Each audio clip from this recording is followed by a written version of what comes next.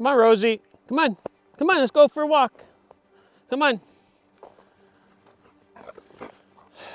The building confidence segment has been a passion project of mine.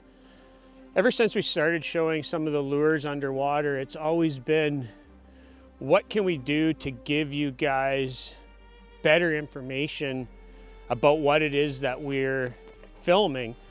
So when we thought, let's take it to another level, the obvious choice was, let's talk to the builders. It's easy for us to tell you guys what it is we do with it, but to get it right from the builders and hear their descriptions on how they use it, how they designed it, that was really the idea behind building confidence.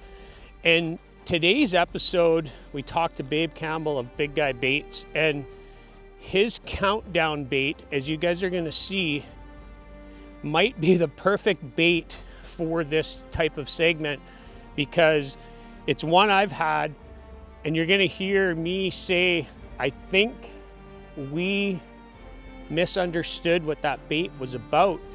That could be the best example about how a video like this can be about building confidence in a bait that you otherwise maybe didn't have. Come on, Rosie. All right, welcome back to the cave. I have with me Mr. Big Guy Baits, Babe Campbell, and like I said in the intro, you came onto our radar. I think I got one of your baits around 2020 from my buddy Matt Abel. He gave us one of your hot dog slappers. We used it a little bit. We weren't using that style of bait a whole bunch, and then we met you at the Milwaukee show in 2022, I believe it was, and you give us some training in your booth on how you use that bait. And we took that, and our very first fish of the year that year, Dave picked up a really nice muskie on your bait. So again, like I said in the intro, that's kind of how we got hooked up, and we've worked with you, giving you some feedback and some underwater videos on some of your baits, and we've had some success with them. And when we talked to you this year, babe, you got some cool new stuff out, and we're going to get into a couple of your baits that I think are key. But let's start with your Rooster series of top waters, because when you sent me the promo video, and I'm going to play it here, this is the one that really stood out to me.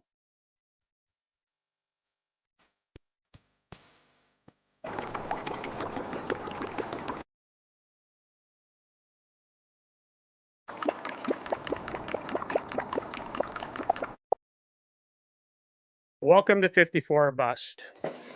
Thanks, Glenn, for having me on. I really appreciate it. Super excited. You went into a little bit about how we met, and I remember sitting there at lunch one day watching YouTube. I'm like, holy crap, that's my flap tail on a YouTube video. I was so stoked, and I wrote to you, and you called me back, and then, like I said, then we met at a show. It was great. Talk about the roosters. I got something right here next to me. Of course, I'm sitting in the stock room, if you will. The little rooster. I ran this guy for 3 years, prototyping it with my field staff, and it was one of our top producers, especially on our fall trip, September to late October. Just super great.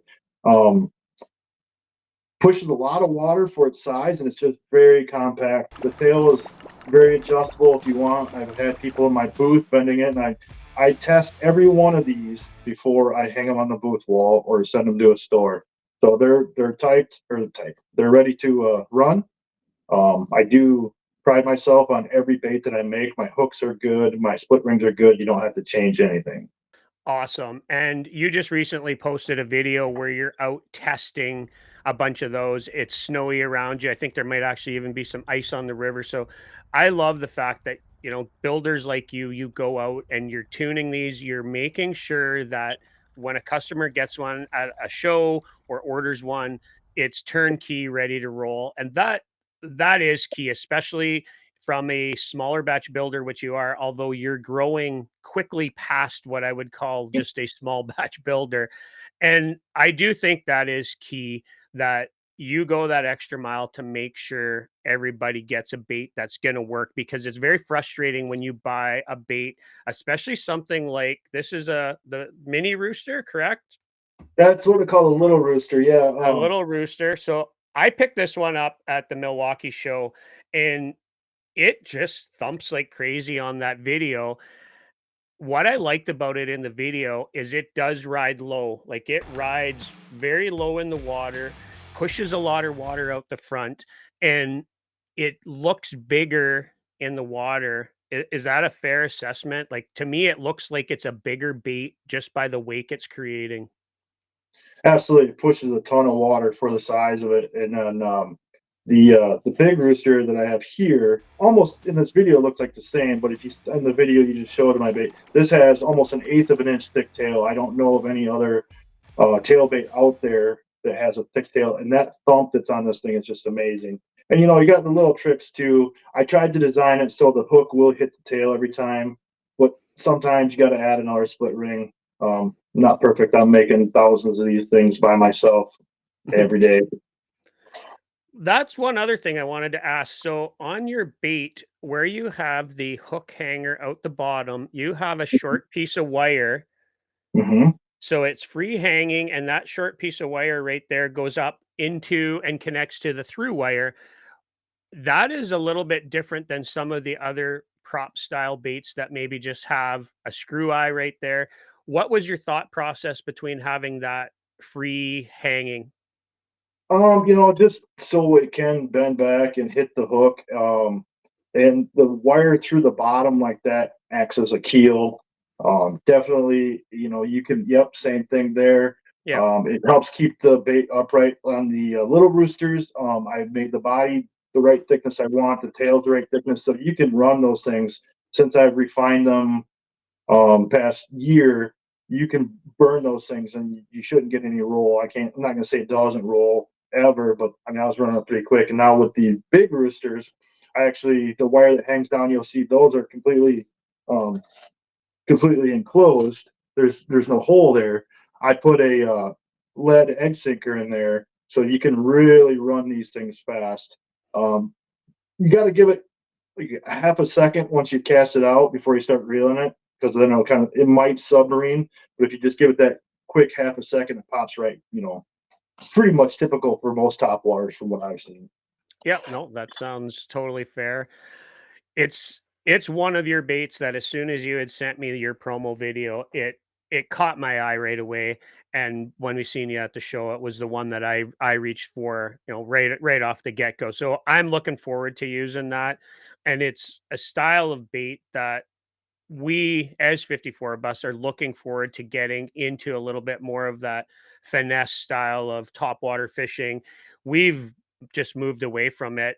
We've talked about it on our channel lots where we power fish through spots, and even at like the golden hour when guys are reaching for topwater, we're still power fishing through spots. And we've kind of gotten away from some of our musky roots where you're reaching for a walk the dog or a prop tail or a flap tail, and we're hoping to kind of change that this year. So when I seen your bait, I just thought it was really interesting that you got, your own little takes on it. And I really like, the little one here. It just seems to have a slightly different popping noise than a lot of the other ones on the market. And let's face it, like, there's a lot of baits that are similar. So you're looking for something that's just slightly different. So I appreciate what you were doing with that bait. Yeah, and as you mentioned, you're powering through everything. And my baits, pretty much every bait I make, you can fish it fast, you can fish it slow. That's a popular misconception that people think you have to fish tail baits fast, top waters fast. And actually, from what I found, the slower you fish it, the better chances you're having of hooking up with a fish or even finding a fish. Like you said, the power hour, my flat tails are just second to none in my book on the power hour, what to throw. So Yeah, I believe that. And the early versions of your flap tail that we got, I really like that sound. And in one of the very early videos we did where we looked at some flap tails, it's one that definitely stood out as just having a unique sound. And it was one that rode really low in the water too, and it pushes a lot of water. So again, I just think there's some really cool things that you're building there. And it's those slightly different tweaks. There's a bait that you make that I think falls perfectly in line with what building confidence is all about for our channel, and it's about baits that guys catch on and other people look to, and they maybe don't have the success or they don't know how to use it. And to segue into it, you had sent us and we had picked up a couple baits from you. And this is, I believe, one of your shallows. And Right. it has a lot of cool action. I'm going to play a video here of one of our baits that we have. I think it might actually be this one, and it'll give the viewers an idea of what the action is that your baits have as we start to talk about a few of your other ones. So this is that shallow, and this is just a like a using it almost as a twitch. Here it is in a straight retrieve. And after the video, you can tell us what you designed this bait for. Here's a couple slow motion clips of it. And what I really like here about using something like this shallow is over that shallow cover, you can twitch it. It's not diving. It will stay, I think you said about 18 inches, and it'll stay just above cover, whether it's rocks or weeds. And what I like right here in this slow motion clip on the straight retrieve is this thing's just rolling and rocking along. And it's probably one of your baits that we misunderstood early on. We were using it more as a twitch bait or a search bait, and I think we probably should have used it a little bit more like you designed it. So, what was the thought process behind stuff like that shallow? I mean, real quick background. That was the very first bait that I designed. It took me a year and a half to get right, and the reason I did it is because I fished with a lot of guys who would reach for the bucktail, reach for the top water, reach for the rubber, and like always want to be throwing something different. Well, I bought a custom painted crane years ago, before like when I probably 25 years ago when I first started musky fishing. Didn't even know what the hell it was, but I knew I liked it, and then I started fishing it with those guys. And then my buddy and I were sitting in the wood shop one day, drinking beer, of course. And he's like, "Why don't you make your own musky baits, Dave?" I'm like, there's an idea. Well, 10 years later, here I am. But I wanted a minnow bait to fish over heavy cover that wouldn't go down. And most of the other minnow baits have steeper slanted lip, like almost like a crankbait. Mine has a 38-degree angle lip, so it doesn't dive down, and then gets to like about 18 inches and then rises up real slow. So the way I fish it is like kind of a pull, almost like a Suick. I'm going to sound probably like Matt Ridgway here. I fish it almost like a Suick, pull, pull, let it rise. And sometimes I give it like 6, 8 and let it get all crazy, and then I let it rise. And as soon as it hits the top of the water, that thing gets smoked. So basically, the reason I designed this bait is because I wanted something to fish over heavy cover, other than a spinner bait or burning a bucktail. The slower you can go over heavy cover, I think you have a better chance of contacting a fish. That when you told us that at the show a few years ago, it was one of those things I was like, "Huh, I didn't I didn't see it originally." And I think a lot of cases you get new baits, and if you don't talk to the builder or see a video how somebody's using it correctly, and let's face it, there's a lot of videos out there where people are using baits incorrectly. We're guilty of it as well, and that's why I wanted to start this series, because I think talking to you about your baits, that's going to give me more confidence using it, and it's going to give our viewers more confidence using it. And when you told us you were using it over shallow weed cover and just kind of ripping it across the top, letting it flutter, rip it across the top, it instantly, we were like, okay, I know where we can use this. And again, it's easy to say that, it's harder to use it in practice. And now that we're starting to understand how you use your baits, I would reach for it in a situation where we're in golden hour or even right at just at dark or sunset. A lot of times around weeds, we'll reach for a swimming dog, a shadzilla, not so much a Poseidon because they run a tad deeper, but we're looking for that swim bait style bait that'll stay high up in the water column, get it through the weeds, and those baits just get crushed. I look at your shallow as an alternative to that, and I'm looking forward to trying your bait in that situation, because for me, that's the type of situation where I think it will really excel in our waters. Well, you're right, and like you mentioned, like a swimming dog, whatever. You can get it through those shallow areas, but you got to move it fast. Where mine, you can move it slow, fast. You can straight retrieve. You can fish my baits any way you want. Now, the way I'm telling you is the way I designed them, and that's bring up a point here is uh, people see a bait and okay, mine looks similar to a crane. Mine a minnow bait, period. Oh, Mhm. it's got to be a twitch. People are like, oh, it's got to be a twitch bait because it looks like a twitch bait. But really take the time. On my website, it has descriptions on how to fish it. My phone number is right on my website. Feel free to call me. I'll answer it most of the times, and I'll explain to you how it is. Come talk to me at the shows. They're very easy bait to fish. So, as we talked off air before we started, I'm guilty of that, folks, because I was calling it a twitch bait. It's a shallow, and again, it goes back to there's a lot of styles of baits, and you can use baits in different fashions, but it's good to understand how the builders designed a bait. And it's a perfect way to segue into your Twitch bait.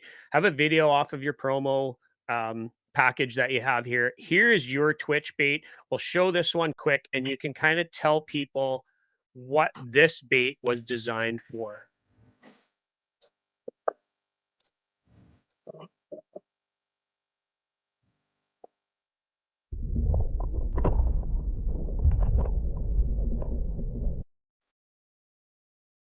I can already see a difference in the way that bait is moving in the water, and I'll let you explain it to the viewers, babe, on what the difference is between the twitch and that shallow. So luckily enough, I was able to go make my first trip to Lake of the Woods this year. I had a blast, super great time. But the guys I was going with were like, "We like your baits, but we're afraid the lips are going to break." I said, "I've never had one. I've had one break in 10 years that I know of." So I designed this metal lipped twitch bait that rises up super slow. And I'm going to show you. I actually have a countdown sitting next to me and a twitch. So there's the twitch, right? Okay, there's the countdown. The countdown and the shallows have the same lip angle. So you can really see the difference. Basically, every bait that I've built, there's a shallow, and then Yep. you can see right there. There's the twitch lip. Yeah. So So a you can big really see difference it. right off the get go. Yeah. So, but the 8-inch twitch, you can get down there. You can work it down there to the depth you want, but it rises up real slow and it's durable. I'm not afraid to fish my shallows the same places I'm planning on fishing this twitch bait. So, and all my minnow bait bodies, I make 6 different stuff. I know I've lost count. I've made tons of different styles over the years, but they all generally have. I can tell you, they all have the same thickness because I want that familiar wobble in all of them, regardless of Hmm. what style I'm fishing. They all have a very similar shape. I've gone through the efforts and made fixtures, so everything that I make it's efficient, it's repeatable. You just can't get any mistakes if you're using a fixture to get it right. Hats off these guys that are doing it solely by hand. I have done some solely by hand, and it's just for what I'm trying to do, it's not going to work for me. Yeah. Excuse me. One thing I noticed in the video with the twitch right off the get go is when that bait twitches in, it's got that nose down attitude, which is different from the shallow. That's obviously down to the lip angle, and it it just has a different erratic kind of pull. When you pull it, it's got that nose down, really cool wobble to it. And I think you're right there. A lot of your baits have a very similar wobble and dance in the water, which makes it easy to mistake your baits for one another. Like it's like, oh, this does something very similar to that bait. And looking at the video of your twitch, and I know David just picked up, I believe it was the 9-inch twitch at the show. Right away, I'm thinking there's spots that I know David's going to reach for that bait because we can get it down to the depth that we want over some of that shallow rock cover. So I do think even just talking to you ourselves, we learned a lot standing in your booth. And I encourage, all the viewers to go to some of these shows or reach out talk to your favorite builders and hear it right from them, and you're gonna get some insight that you probably didn't realize you were gonna get. So I applaud you guys standing in the booth all weekend telling the same stories, but it is very important for people to know exactly what to do with a bait. Yeah, I get so happy around show season. I mean, usually it's the winter, everybody's pulling their hair out. They want to go outside and do stuff. So it just gives me, I mean, this is my busiest time of year. I don't know what I had time off or what, but it's the similarity of my baits. It's like going into, Musky Innovations booth and staring at bulldogs, or going into Chaos's booth and staring at, uh, Medusas. It's like, everybody's got, they all look the same, but they have six different styles of that, six different styles of that. Um, Everything that I've built is out of necessity that, I thought was necessary for that, and I don't just run my own baits. I run everybody's baits. My son caught his first, muskie this year on a drop time tackle, and I reached out to Thatcher, and he was just so stoked. He posted some stuff up and talked about me. So I just like sharing with the other bait builders and helping each other out. And there's a place, the big sandbox. There's plenty for everybody to play in.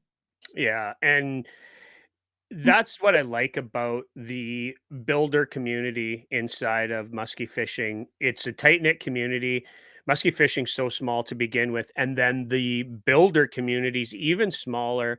And outside of a couple people that maybe are the exception, everybody's so good to work with and willing to share ideas. And yay, we caught a bait, or we caught on your bait, or we caught on this bait, and it is a great community, and going to these shows for us is great to sit and talk with you. Unfortunately, the shows are so busy, it's not a great time for us to actually have like a really in-depth conversation. But like I say, I do encourage everybody to go talk to the guys. Now, the last bait I really want to talk about is the one that I totally misunderstood. I think what the premise was, although you're going to tell us maybe I didn't, but I'm going to run the video and then we're going to talk about your countdown series of baits, because watching this video was like a light bulb moment for me.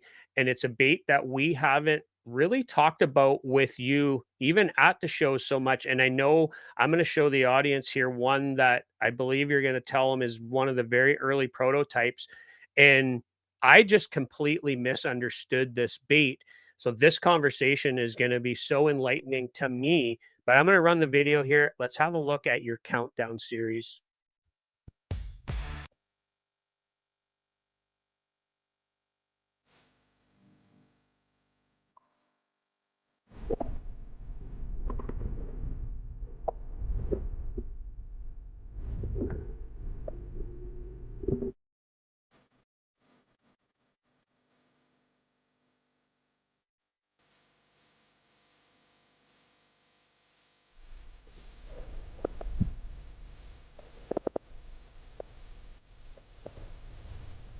When I watched that, babe, I instantly thought to myself, why have I not used this bait as a cast over shallow rock structure, shallow weeds, rip that thing out to the edge and let that thing fall? I I almost feel stupid for not using this bait like that. And I said to David, I'm like, I thought by the name Countdown, you were referring to it as a cast it out, count it down at whatever the depth of fall is per second, and then just use it as a conventional bait. And when I seen that video, instantly, I can't stress enough that when I seen that video, and a video is worth 1,000 words or more, I can picture spots on our lakes where I'm like, how am I not using this frickin' bait properly? Well, I mean, you're not wrong in the way I did kind of design it to cast it out, count it down. If you want to fish 6 inches, 20 feet, however you want to, you can fish it that way. But there's options there. Like you said, you could throw it out into a 6 inch rock pile and it's going to drop off to 10. Okay, crank it, and let it sink. And I really designed it for the neutral fish. If you have, these fish are neutral and they are, let's say they're, swimming around in schools of shad out in the middle of nowhere, you're basin fishing. you can count it down. Say the shad's 5 feet, you can count down 5 feet and start ripping it through there. But what you can do is, if you look at the 7-inch video, my line's kind of slack, and you can see it starts falling when you do that. But if you hold a tight line on there, it has such a slow sink. I think in the 9-inch, I had more of a tight line, and you can just see it definitely. You'll see it here. The slack line really lets that thing sink. And I weigh all these, so they weigh a certain amount. I'm not going to say, it's usually a half a foot to a foot per second they sink, but density of wood is all different. They see the slack line there; it's sinking pretty fast. But yeah, that's what I designed it. It's a very versatile bait. It's a good option to rubber. I guess I was holding slack there too. But if you hold a tight line and it'll just hang there. But it's a good, you know, something different than rubber, because like rubber you throw out there and it just sinks. Yeah. It's very hard to keep it at that steady plane, where this you can throw out there and you can manipulate your line and your rod tip to just to go like this, or even sit right there, almost suspend. Again, it's one of those things that my initial thought was count, cast it out, count it down, and then use it almost like a twitch. We use so many baits of this style as a as a crank slash twitch bait. We'll throw like 9-inch grandmas, 9-inch jakes, etc., and just kind of pull pause, rip them in. And for whatever reason, I didn't think of it as, and I think this is one of, you said your early protos. That's some of your handwriting on there. Yeah, that's what it is. That definitely one of the prototypes. And I knew you guys were coming to Minnesota, and I had like a half a dozen of them. I'm like, I got to get one in your guys' hand. I'm like, I'm sure they don't care if I wrote the weight of the bait on the lip. I'm sure they'll be fine with that. Um, yeah, it's just very versatile, man. You can use this thing anywhere you want, and you can bang that thing into the rocks if you want. You can let it sink down to 20 feet if you really want. Just and you're saying you're using it as a twitch. You can tell there's only one bait that I make that has a twitch lip angle. In my opinion, is what I'm calling a twitch lip angle. They all have that 38-degree lip angle, so they have that similar option, that wob or similar action, that wobble that I really want in my baits. And don't keep the same cadence. I'll do like 1, 2, and I'll do pulls a lot more than I'll do like snaps or Mhm. twitches. Most of my stuff I do fish kind of like a Suick, but even when I fish a Suick, I find myself getting into a rhythm. It's kind of like I need to do something different. So a lot of times with my minnow baits is I'll get all kind of crazy. I'll do like 8, 10 rips and reel it in as fast as I can, and then I'll just stop. And I'm like, where the hell's it going to pop up at? And it's kind of fun. It switches up the day, but those fish don't want, the zombie fish where like, cool, this thing's doing the same thing and I'm gonna go to sleep. They want something. Oh, the bait's getting away from me. The dead fish is trying to get away from me, so I gotta attack it now before I don't have a chance to eat it. That's key. And I know our mutual friend Rich Reiner talks about that a lot with glides. The hypnotizers, they just in and out and in and out. You have to do stuff different. We see that so much up on shield lakes. People that are not familiar fishing some of our shield waters, they'll use a Suick and or any dive and rise, but a Suick especially, they do the same 2-foot pull, reel in, 2-foot pull. It's just all day long. I see it in my boat with some of my clients. I'm like, you guys got to switch this up. You got to, exactly what you're saying there, babe. You have to be willing to manipulate your bait a little bit more. And I owe you an apology for not using these baits correctly. And again, I think this is enlightening to us to know that you designed it a certain way and it has some options. We're already going to be talking about where we can use this bait.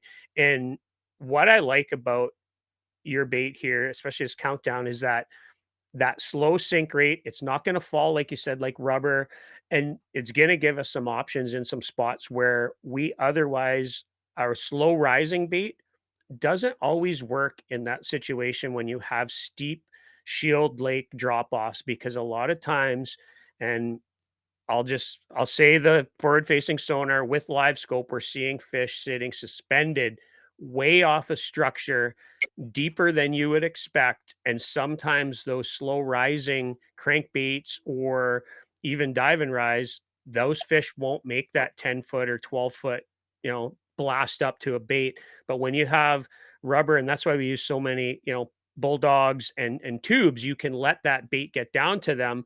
But to your point, when they're neutral, negative, or just shut down, you have to be so subtle with it. And we've developed a bit of a like a deft touch with rubber around some of those fish. But looking at the video, right away, I'm looking at spots in my head on my map where this bait is going to just excel. So I do want to apologize for not using it properly. And I think this, like I said, this is perfect for this.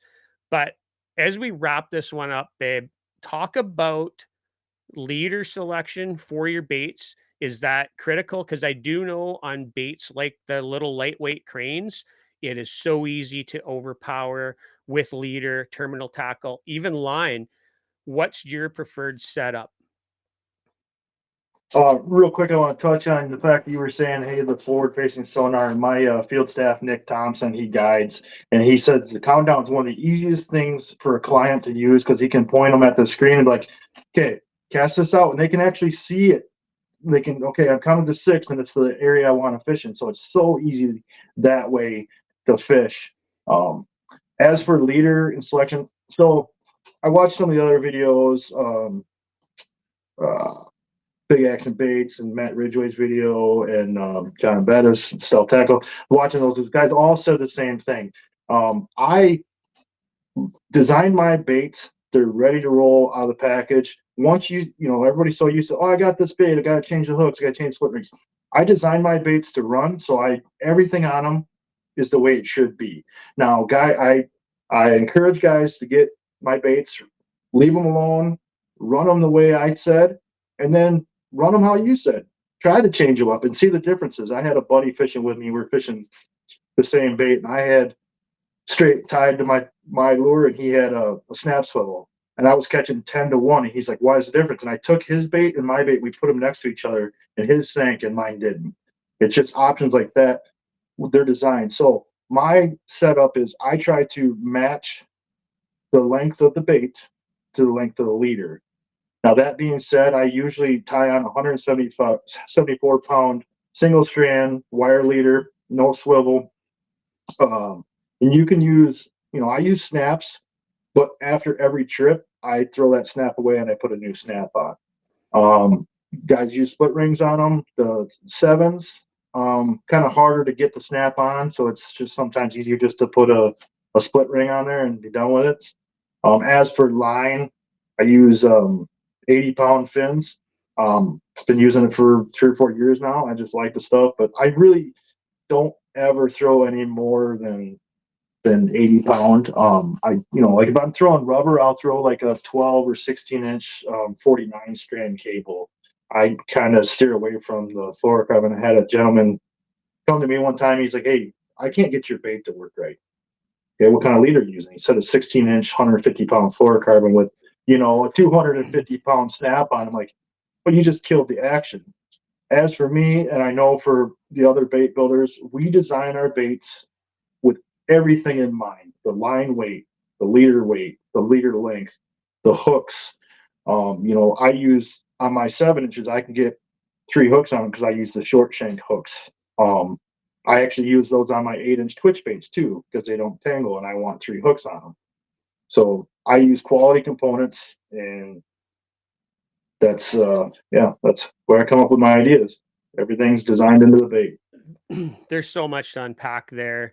I do think it's very important for viewers to understand that when you do buy some of these baits, and especially from these smaller batch builders, and again, you hardly qualify with that now because you've grown so much, which has been really cool to see you go from a little wee cubicle booth in Minnesota the first year we seen you to having, like a half wall booth. So congrats on that. But you guys put so much into your baits. Like you mentioned, Matt Ridgway, he puts the hooks on there that are built for that bait. Yeah, we can always tinker and try something different. You might want to get the nose of a bait down.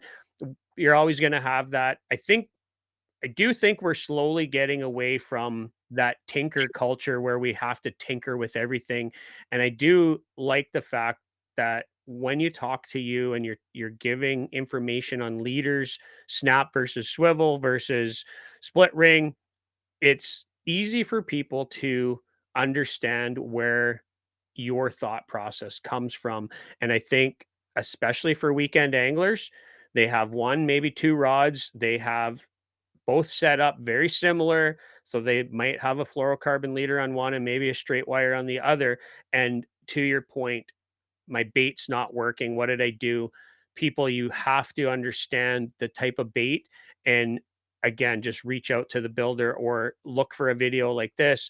Look for some information that will help you get the most out of a bait, because there is nothing worse than buying a new bait, any style of bait, getting it on the water and being like, this thing does not do at all what I was expecting or what somebody's video showed. So that really, in a nutshell, is what we wanted to do with this series. So I appreciate you, telling the viewers exactly what it is that you do. This conversation has been great for me. I'm sure the viewers are going to get a lot out of this as we wind up show season. Where are you going to be at for the end of the season, and where can people find your baits once show season's done? Just give a quick update on what you got going on for the end of show season. As always, my baits are always available on bigguybaits.com. I have pulled some things down there, and after the shows, whatever show colors I have will be put on there, and I'll be restocking it when I have time after the shows. I usually do Minnesota. I'm not doing Minnesota this year, but if you're looking for my baits in Minnesota, Ross's Sports Shop has a booth there, and TRO has my stuff as well. They each have a little bit different stuff, so if you're looking for my stuff in Minnesota, reach out to those two vendors. I will be at the Wisconsin Musky Expo March 14th through the 16th. I'll have a booth right when you walk in.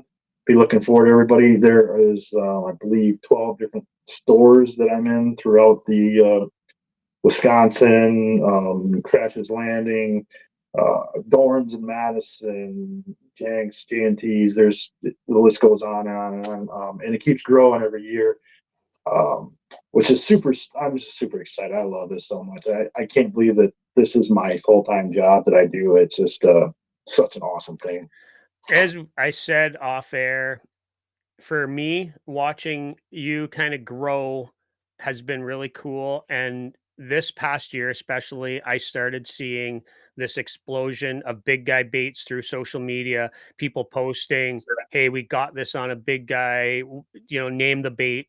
And it wasn't just you and your field staff posting pictures, it's just random people that come up to Canada, went to Lake of the Woods, they're wherever they are, and these things are showing up, and I'm scrolling through my feed and I'm seeing big guy baits, big guy baits, big guy baits, and I'm just like, that's a feel good moment for us, because it's fun watching guys like you have success. You're such a nice guy. You've been a big supporter of what we do.